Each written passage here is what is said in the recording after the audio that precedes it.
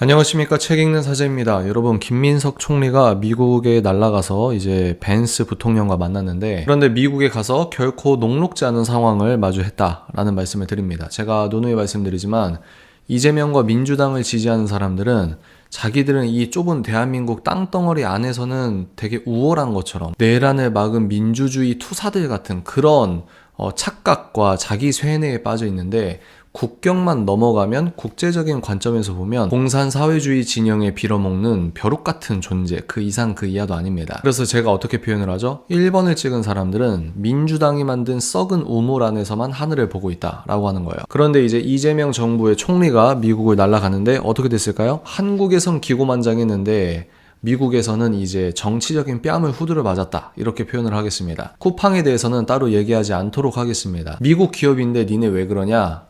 아주 적극적인 의미 부여를 하자면 깝치지 말라는 거죠.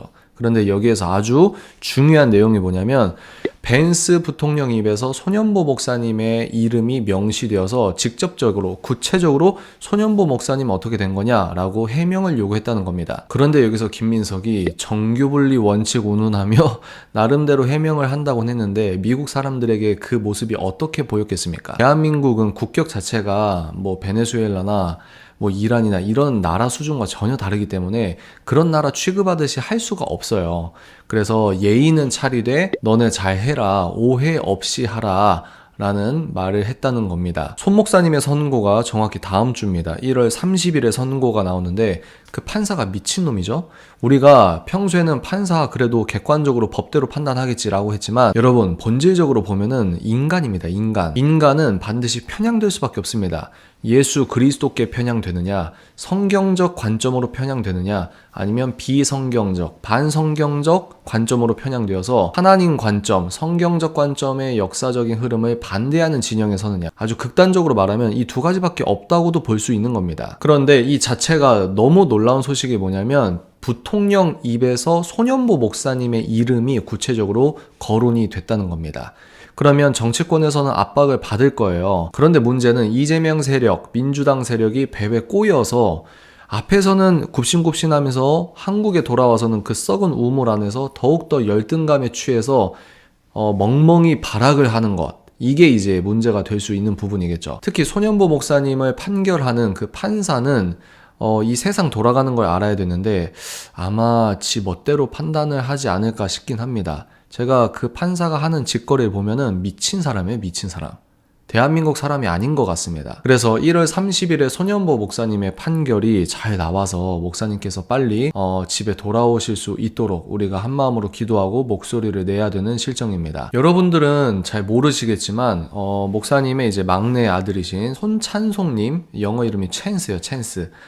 그분이 이제 그 계정에 직접 올린 내용이 있습니다. 그래서 지금 미팅을 하고 이런 사진을 올렸더라고요. 그러니까 손현보 목사님의 그런 순교적 희생으로 너무나 엄청난 일들이 벌어지고 있다, 이렇게 여러분께 말씀을 드리고 싶습니다. 우리가 일제강점기 때도 이승만 대통령이 미국에 가서 외교적인 활동을 통해 구국운동, 독립운동을 했지 않습니까? 여러분들이 한국 안에서 상황을 보면은 너무나도 답답할 텐데, 하나님께서는 미리 구별하시고 준비시키신 의인 한두 명, 두세 명, 10명, 15명, 우리는 잘 모른다 할지라도 적재적소에서 하나님의 사람들이 대한민국을 위해 쓰임받고 있다, 이런 사실 여러분들 꼭 기억해 주셨으면 좋겠습니다. 펜스 부통령은, 즉 미국은 이재명 정권에게 경고를 날렸습니다. 너네 오해받지 않도록 똑바로 해라 라고 하는데, 펜스 부통령의 그 말 뒤에는 이미 한국의 이재명 정권의 말도 안 되는 짓을 다 알고 있다라고 예측하는 것이 합리적인 예측이라고 봅니다. 이런 상황들을 볼 때 지금은 흥선대원군처럼 척화비 세워놓고 왕 코스프레 하는 시대는 아니다. 우리가 더욱더 적극적으로